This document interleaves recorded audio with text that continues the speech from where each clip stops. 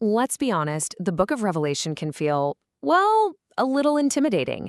It's full of symbols and mystery. But every now and then, the curtain gets pulled back, and we see these moments of just breathtaking clarity and hope. Today, we're going to dive into one of the most powerful of those moments. First, let's start with a feeling I think we all know. That sense that life is just scattered, disconnected, maybe a little thin. It can feel fragmented, right? Uncertain. It's from that very real everyday feeling that this vision we're about to look at gets all its power. So, right in the middle of that scattered feeling, Revelation pulls back the curtain to show us something completely different. It gives us this incredible glimpse of where the journey, this feeling of being in exile, finally comes to an end. It all starts with a vision of a great multitude. Wow. Just the sheer scale of this is the first thing that hits you. It's a total contrast to our scattered lives. The Apostle John looks up and sees a crowd so massive you couldn't even count them. And they're all standing together, in one place, focused on one thing. And look who's in this crowd. It's not some small, hidden group anymore. The vision makes it crystal clear. This is everybody. People from every nation, every tribe, every people, and every language.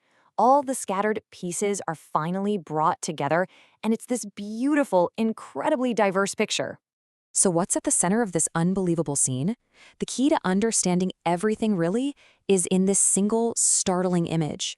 It's a paradox that is both the question and the answer to this entire vision. I mean, think about it. Who could possibly lead a group this huge and varied? Your mind might go to a powerful king or a conquering general, right? But the answer is not what you'd expect at all. And here it is, the central paradox. The one on the throne is both the lamb, the ultimate symbol of sacrifice, the one who was slain, and at the exact same time, he's the shepherd, the one who leads. The one who shed his blood is the very same one who now guides everyone to springs of living water. It's this beautiful, mind-bending reversal. Okay, so this paradox of the lamb shepherd actually unlocks the next mystery. How did this giant crowd from every corner of the planet get there? How did they become pure enough to stand before the throne, all dressed in these white robes? Well, the devotional explains it with this idea it calls the logic of grace, and it's really a three-step process. First, the lamb sheds his blood. That act of sacrifice is what makes it possible for the robes of the people to be washed white, to be made pure. And then, finally, it's that grace, that completely unearned gift that carries them the rest of the way, all the way home. You see, this vision isn't just a nice story.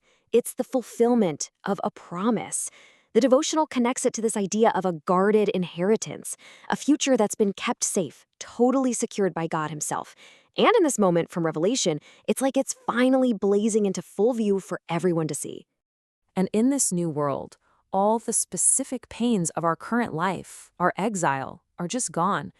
The things that define so much of our struggle, hunger, the scorching heat, the tears, they're wiped away. The shepherd hasn't lost a single one of his people. The exiles are finally and completely safe. So that's a beautiful picture of the future. But how does that help us today, when things still feel so scattered and thin? Well, the point isn't just to dream about escaping. It's about having an anchor, a hope that actually holds on, right here and now.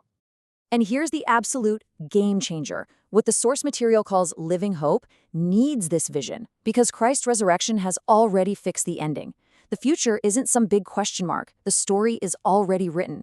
The church, all of us, are already moving toward that throne, that shepherd, and that living water. This is the promise that holds everything together. The lamb who is sacrificed is now the shepherd who guides. So it's not just about a happy ending someday. It's about having a guide right now, one who is leading his people all the way home. And that really leaves us with a final thought, doesn't it? If the destination is secure, if the victory has already been won by the lamb, how does knowing that fixed ending change how we deal with a scattered, uncertain present? What does it mean for us to live today in the light of that guaranteed dawn?